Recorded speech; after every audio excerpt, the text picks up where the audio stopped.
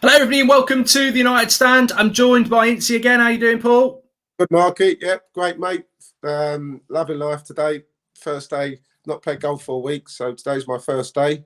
Can't wait to get out there. It's pissing down with rain, but I'm still going to go and play, mate. I've been confined to the house for a week. The missus getting me to do little stupid jobs. So today's the first day I can get out and play. So I'm a happy bunny, son. I'm a happy bunny.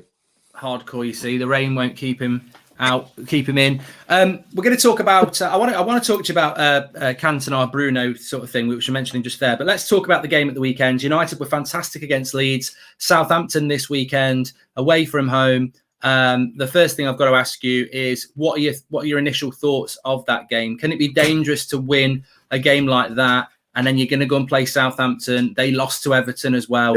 And it's their first game in front of fans for 18 months as well. We saw the impact of that for us at Old Trafford. Yeah, we saw that for impact for a lot of teams. You know, the impact having your home fans there. And let me tell you something now. Southampton might be like Leeds. You know, that's for sure. You know, as I said, Leeds last week were very, very open. You know, as far as to speak, it was a perfect storm for Manchester United playing a Leeds team who play like what they do.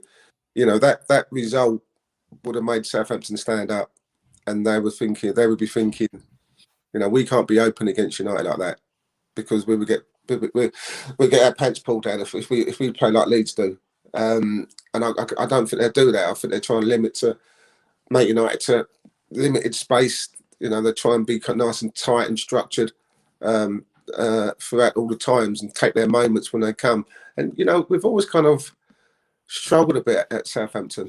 You know, there's always been goals in it. It seems like Southampton started the first half well, gone in front, and then, you know, look at the last time we played them when Cavani come on and got, you know, a couple of goals. So we've always there's always been goals, and we've always been in and out, inconsistent as far as first half, second half performances.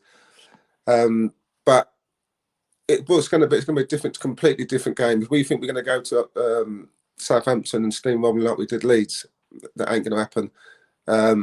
I still expect us to beat them. You know, I do. But as you said, Marky, you know, Southampton, first game at home fans going to be up for it. Disappointing defeat at Everton last week. And they need to bounce back from that. So highly looking forward to it. I don't think, you know, when you look at Southampton and they've lost Bertrand, he's gone now. You know, the Vestergaard's gone. Now, these are two of their main defenders. And I'm not sure they've really replaced them. So when you look at the attacking prowess that we've got at Old Trafford, you know, surely we must be able to get at their defence. Surely. So I'm expecting us to win. Would you? This is the big one as well. We saw the team last week. Lindelof started. Dan James started. We've bought ourselves a couple of fantastic players in Varane and Sancho. You've played for United. You played across Europe. You played for England. You did a bit of managing yourself. What do you do in that situation? Because I'm sure you've encountered it a few times. You pick a team and you win. There's a couple of players, a couple of your best players, maybe new signings. They didn't play for various reasons. Do you change that team? Because one thing I've thought about it, and I really wanted to ask you, is that I understand don't change a winning team. But if you go with that motto, the only time you're going to change a winning team is when you slip up. You don't want to slip up to get your best players in. Would you play Varane and Sancho, or would you stick with Lindelof and James? No, I mean, for me, I think, no disrespect to Daniel James, I think he would have to come out. As much as he did okay, you know, last week, I still think I'm not sure about Dan James. I know he's still only young, relatively young. I still feel he's going to be one of those players who might need to go out on loan. I really do. I know Leeds came in from a couple of years back. But I don't think he's quite there yet. I think he needs maybe a year or so playing in another team where he's getting games week in and week out, because you don't spend £70 million on Jadon Sancho and not play him. And as I said, you know, Southampton, really, they've got defence where we can get at them. So for me, Jadon Sancho plays. And you know what? The Lindelof one's a tricky one. It really, really is. He played really well, didn't he, last week? And that pass for Bruno was magnificent, wasn't it? And yeah, this is the thing, Mark, and this is the thing that you kind of have when you play for Manchester United. And this is the thing that we've been saying for years. And it's just like going back to our time, you know, bringing quality players because they make you play better. You know, when you're getting challenged for your position, you have to perform. So you're under pressure to play well week in and week out. And, that's what we probably saw with Lindelof, last week against Leeds. He knows Varane's there. He knows Varane's got to start. But Lindelof's taken it on board from about, I've got to perform. I've to stay in the team. And he did that last week. You're talking to someone who's just been named captain of his country for Sweden. So he needs to be playing week in and week out. And I had this kind of theory. And I just thought, when we were trying to sign Trippier at Athletic Madrid, I thought, was he thinking about playing three at the back? I hope not. No, I hope not. But I just, when you kind of look at Chelsea sometimes, sometimes he plays three at the back and he plays Alonso as a wing back, and then he plays four at the back and he plays Chilwell as a left back. And that got me thinking, could you go with Varane, Lindelof, Maguire, Wan-Bissaka, Luke Shaw? Is that an alternative in certain games? We never listen. We might not normally go the way they play, a 4-3-3, but I think there might be some times when we might see that. We might see that formation, maybe it's Liverpool or Chelsea, who knows? But he's got the option to do that. But for me, I'd play Sancho and I'd probably leave Varane out and go with Lindelof, because I thought he was exceptional against Leeds. And it's a tough one. As you said, Mark, if you keep winning games, you beat Southampton and you beat Wolves, it's hard to change your winning side. And I think it's different when I manage, because the players that my best 11 were my best 11. When you're managing the League One and, in the Championship, you haven't got options or a way of talent where you can replace someone with exactly the same level of players. So if we won, you want us to keep the same side, barring suspensions and injuries. But I think with Manchester United, with the big clubs, with the games they've got coming up, they can always change 2 or 3 or 4 players around, and still get the victory and still get the performance. So you'll see a lot of chopping and changing. You'll see 1 or 2 players come out and 1 or 2 players come in with all the games that we've got this season. So, what we've got now is that we've got a strength in depth. When you look at United now, you look at the City team, look at the Chelsea team, they've got strength in depth now. They can bring on quality. And we've got that option now. So I expect Lindelof to stay in the side, and I expect Jadon Sancho to start against Southampton. You see, for me, I would put Varane straight in because I think he's better than Lindelof. Yeah, 100%. 100%. Wow. But look, it's all about opinion. I respect that. And there's a lot of people saying play Lindelof. I just think that Varane is better than Maguire. I think he's the best centre-back we've got. So you've got to get him in. And I was going to ask you that. You're Paul Ince in your prime, so I don't know. When was your prime? Probably sort of mid-90s, just before you were 96, sort of around then, maybe? They normally say you're in your prime when you're about 28. That's when United fucked me off then. yeah. So instead of fucking you off, they buy you. You come into United, and it's this year, right? So we've bought Sancho and Ince, and it's prime Paul Ince, right? You come to United, we've just won the opening game, and Ollie goes, Ince, because he speaks like that, and he goes, Ince, I'm going to go with Freddie. I'm going with Freddie in the midfield, right? He played really well against Leeds. Now, Fred's probably a bit like Lindelof. He's a good player. What does that, if he does do that, and I'm not, you've said you'd go with Lindelof, but what's your mindset as a player if you've been bought in for big money and he sticks with a player that's, you're meant to be replacing just because they've won a game? How does that play with the player? Because I think that's something we don't talk about on here. Is we never know how the player feels. You come in for big money and then you don't go straight into the team. I know it must be, is it just part of the game? Do you get impatient? Yeah. I think it's one of them. I think, as a player, you always kind of feel, and everyone thinks this way. And I speak to a lot of players, and I've spoken to a lot of players as a manager, and the player understands that he's not going to play if the team wins. So sometimes if I went at Leeds just beat 5-1 and I turn up and I'm saying, well, I expect to play against Southampton. But if they win 5-1, I'll be thinking to myself, well, it'd be a bit unfair to drop Fred, or drop Lindelof or drop Daniel James. So I'll accept that. I'll accept that situation. Now, if we're having the same conversation 3-4 weeks down the road, then it's a different kettle of fish. So I haven't come here to sit in the stands. Look at Johnny Van Beek at United. I paid £40 million for him. Spent most of his time sitting in the stands. Yeah. He would have thought, I've left Ajax, I've come to play. United weren't winning every week then.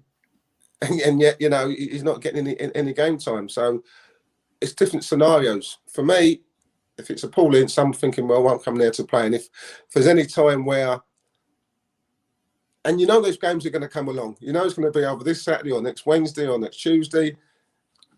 And once you're in there, you've just got to perform. And once you're in there. But I'd expect Ollie to, in my case, take out Fred. Yeah. Well, I this is why I expected to take out bloody Lindelof, because I just worry that, you know, in those scenarios, it's like, all right, Lindelof's played well, but what's it going to take? You're going to, for me to come in the team, he's going to have to do something wrong, and that might cost you a win, Ollie. So play me now, I won't cost you a win. That's what I'll be saying. But, you know, and that's why I looked at this three at the back, because that's why I think he might have that option. Yeah. But can he just change him? Can he play Varane with Maguire and Varane with Lindelof? Can he? You know, we think Harry Maguire's had a busy period. Euros. So can he play Varane with Lindelof? You know, do we need that assurance of Maguire there all the time? You know, I'm not sure. I think he can mix and match the back three. I hope he can do that this season, because I think there's loads of options, like we were talking about in the midfield there as well, with like Matic as well. You want to sort of rotate a bit. One thing I did want to talk to you about, I mentioned it at the start of the show, was Bruno Fernandes looked fantastic. He's had a rest. He looked brilliant against Leeds. Hopefully that can continue. Since he's come into United, I think the first year, when he first came in, we just lost to Burnley. We were very much that club that was sort of fighting for fifth. And since he's been in there, we finished third and second. He's definitely been a bit of a spark to that team, and other players have responded to that. Luke Shaw, Harry Maguire, Rashford, all very good players, but they seem to have gone up a level with what Bruno's brought. Now, a lot of people want to relate this to sort of like Cantona. And I'm not saying he's the same as Cantona, because Cantona and you won titles. But there's definitely been an improvement in the team since Bruno came in. First of all, what's your thoughts on Bruno yourself? And then I'm going to ask you about, you know, what it was like and what was it that Cantona brought to United? Because you witnessed it.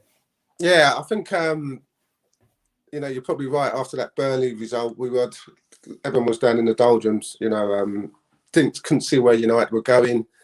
You know, a lot of questions were being asked without any answers.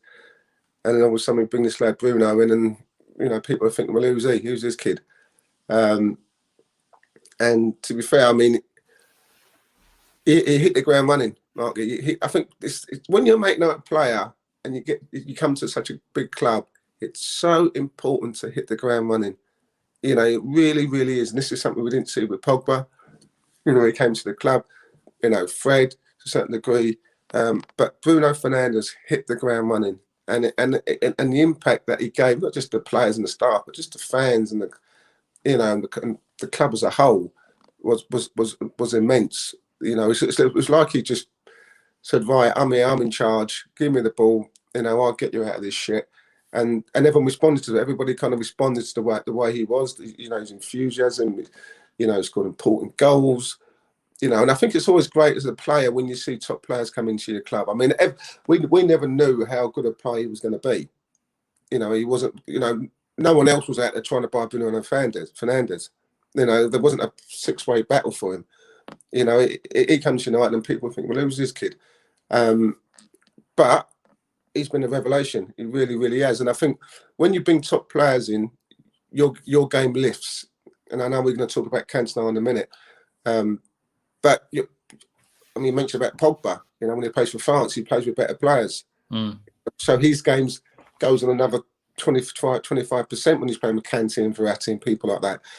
Not Verratti. Kante. Sorry, not Verratti. Plays for Italy. But his games lift. You see what I'm trying to say to you? And I think when Bruno came, it lifted everybody. It was like he was the saviour, because you know, and I wasn't too sure where Mate United were actually going and what direction they were going, and. It's continued it. I mean, I think back in the last season there was a little bit of a lull. I think, Tired, I think he kind of looked tired, looked jaded. You know, his performances were like, things about Fernandes. Even if he doesn't play well, he's likely to get you a goal, or he's likely to do that special pass or create something or score an important penalty. You know, that's the great thing about Fernandes. You know, and maybe last year towards back in the year, he probably petered out a bit. He wasn't as great, but he's, as you said, Marky, he's had the break.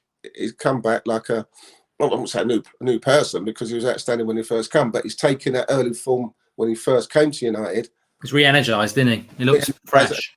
Yeah, and started where he left off when he first came here, and that can only lift the players. That can only lift the players. And when you've got players like Varane coming in as Jadon, you know, you're talking about these players like world-class players. I've always said for Manchester United, and I looked over the team over the last 2 or 3 years, and I said, could we say that any of these players are world-class? My answer was no.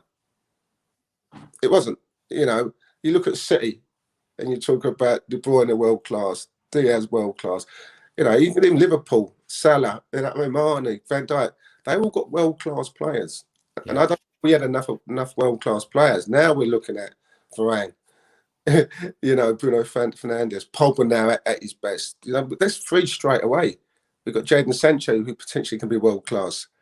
You know, I'd say even Luke Shaw, the way he's performing as a left back, he's got to be knocking on that door, or at least top class, hasn't he? He's top class. Yeah, I won't go to world class, but he's top class. But we've now got 3 or 4 or 5 world class players in the United side, and that's a good thing. And you know, that's what Bruno Fernandes does. You know, when he plays with world class players, you get their performances, and it's like the talisman of the team. And you know, we go back to Eric Cantona. You know, he was. I wouldn't say he was a talisman of the team. People say. Oh, sorry. It's all right. We can edit it out. Yeah, people say he was probably the missing piece of the jigsaw when we got to Cantona, and we got him for a snip. You know, if you remember the story, I think. Yeah, it was like £1 million, wasn't it? 1.1 or something like that. Yeah, well, Howard Wilkinson, he wanted Dennis Irwin. Asked Sir Alex about Dennis Irwin, and there was no way we were selling Dennis Irwin because he was a world-class fullback. And I think Sir Alex asked him on the side, what about Cantona? And the deal was done. And I thought, wow, you know, because I remember some King Cantona score a hat-trick for Leeds in the Charity Shield. And I thought, wow, we got this player for £1 million.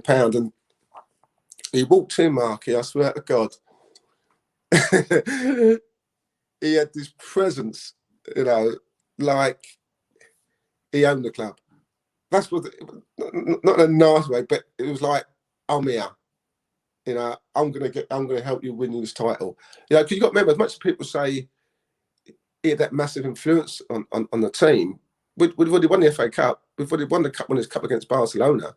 You know, and to be fair, in those times, we should have won the league anyway when we lost out to Leeds. You know, so we weren't far away from winning the title anyway. You know, before the Premier League started in '92. So was he the cherry on the cake though? Because you were very close. You should have got it against Leeds, and then the next year you won it, and you know, and that was the start, wasn't it? Was he? Yeah. Did he just sort of give? What did he do to that team then that just sort of, you know, made it then become very successful? Or do you think, well, maybe they would have been? Maybe he would have won it the next year anyway. Yeah, I did. Yeah, there's no. I think what he gave us. It was hard. It gave us that kind of calmness. You know what I mean? It gave us that. It was like, it's hard to explain what he was like, but it was someone that you knew if things weren't right or we were struggling in the game, he was the one who would get us out of the shit. He was always the one, you know, and he always had that bit of magic, and you know, he could always make things happen when we needed it to happen, you know, and that was so great about him. And yes, and you can't compare Fernandes to Cantona. I think, you know, not yet anyway. But the impact that Cantona had with us is obviously the impact that Fernandes has had for Manchester United. Just the fact, as you said, Marky, that may not haven't won any titles yet. But Cantona, he was that just. He used to link everything up with us. You know, he could come short, he could go over the top. And in a way, it's a shame because we had Brian McClare, you know, kind of got left out of that. And Chucky was brilliant for United, you know, amount of goals he scored out and that striker. But there was just something about Cantona and Hughes, you know, together, the way he could bring the wingers in, the way he was an all-round player. He could score, he knew when to pass, his vision was unbelievable. His goal scoring, it just had everything, you know, absolutely everything. And he was just that, sometimes that the extra lift to go on and win the title. And I think when he came, we had that extra belief, you know, extra belief in us that we could actually go and win the title. And that's what we did, you know, really we did. And I think, yeah, we might have gone on and won the title, but we'll never know that now. But having Cantona was probably definitely the missing piece of the jigsaw.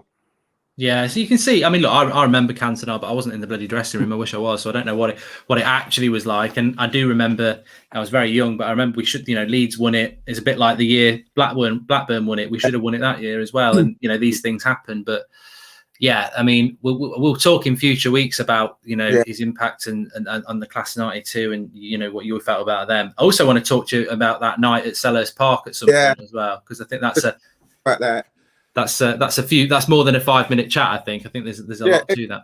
And I think just on the little snippet of that is that night, people forget that whenever it went to court, I got charged with exactly the same charge, and people seem to forget that I went to court also on the basis. What did you do then? Because I remember you running over, but what did you? That's another story, Mark. Yeah. we got that's going to be a 25-minute story. Yeah, because I remember you and Coley running over, but it was all about Eric, wasn't it? Yeah, there was a binman who went to the police and said that I punched him in the face as he came down towards the stands. And I was sitting in the change room just quickly, and all of a sudden I'm like disbelief, and then all of a sudden Fergie says, "Oh, Paul, the police want to see you." I'm thinking, what for? So that someone's come made a complaint that you punched them in the face as they come running down to the stands. Couldn't believe it. But I tell you what, we're gonna do a whole half an hour on that one, because I think what it was like after, because there's a lot of stuff after that, wasn't there? The months after it, but also the dressing room and everything. I think people would be really interested in that. We'll do a whole show on that. But look, just for a wrap up, Southampton at the weekend. Then let's go with our score predictions. What are you going to go with? Let me think, Mike. I think we'll win it 3-1. Yeah. I don't think there'll be a change in the way we play. I think we got to attack teams. If we attack teams, we're causing problems. That'll be a wake-up call for a lot of teams in the Premier League. Us winning 5-1. I think we can go there and win 3-1, Marky. Yourself? I've done my preview already, and I said 3-1. So there you go. Great minds think alike. Hopefully, we're going to get that right. As long as we win and Varane plays, I'll be happy. I'll be booing if he picks Lindelof now. What if we win and Lindelof plays? What are you going to do then? You still going to be happy? No, of course I will. I do like Lindelof. I just think you buy a Ferrari, don't put it in the garage, put it, go take it out for a test drive. And I do think that lad up front for that. I mean, I don't think they'll play two up front anyway, but they played Shea Adams and Armstrong. I know Ings is gone, but they're the sort of players that Lindelof struggles with, these quick little players. And I think that's what we bought Varane for. But look, Ollie's the boss. He got it right. A lot of people thought he got it wrong when the team news came out, and he got it right. So you can't knock him at the moment, can you? No, you can't. Listen, at the end of the day, there's going to be times where you will get it wrong. There's going to be times where you will. Every time you lose a game, people's going to say, "Oh, well, he got it wrong." Yeah. Every time you win a game, "Oh, well, he got it right." It's not always the way, is it? Where have I gone? No, you're there. You're still there now. Yeah, it's not always the way, but listen, he's got options. If they can get a result at the weekend and they go to a tough one at Wolves, which I'm doing that game. So if they get 9 points, then they're up and running, because obviously with City getting beat. I said to you at the start when we started doing this campaign, and I said, I need to start quick and start early, because if they get lagging behind the Cities and the Chelseas, it's going to be hard to play catch up. Now, City have lost the first game. Who knows, in 2-3 weeks' time, United could have a little gap over City. Yeah. It'll be tough. So, fingers crossed, we get those right results this weekend. Yeah, definitely got to take advantage of this start. Look, thanks for coming on, Paul, again. Really appreciate it. And obviously, we'll get your thoughts again next week as well, ahead of that big game against Wolves, because you played a lot of games for Wolves, didn't you? Yeah, I did play a lot of games for Wolves. I got some great times at Wolves, great memories, great fans. I love my time at Wolves. It was immense. You played for Wolves more than you did for them other lot, didn't you? What other lot? Oh, the other lot. Yeah. Scousers. I did. I loved it at Wolves. And you know what? It was at end of my career. I'll tell you, it's another conversation, but, we actually beat Man United 1-0. I remember. Eddie Miller scored. Yeah. So, fun times, great fans, great people. We can have that's another conversation. I remember that game. I had to take my wife to this wedding that she was going to, and I said, the match is on at 5:30. She said, "Oh, you can record it and watch it." So I got back. put it on, and I'd avoided the score, and they went 1-0 up, and I was like, I'm going to fast play all the way through till we equalise. I got to the fucking end of the game. I was like, fuck, I couldn't believe it. I could not believe it. It's like just fast played all the way to the end. I was like, they bloody beat us. What's that all about? Brilliant. All right. Absolutely Well, brilliant. Appreciate it, Paul. Thanks for coming on, mate, and we'll speak to you on the next one. Cheers, Marky. Take care, mate.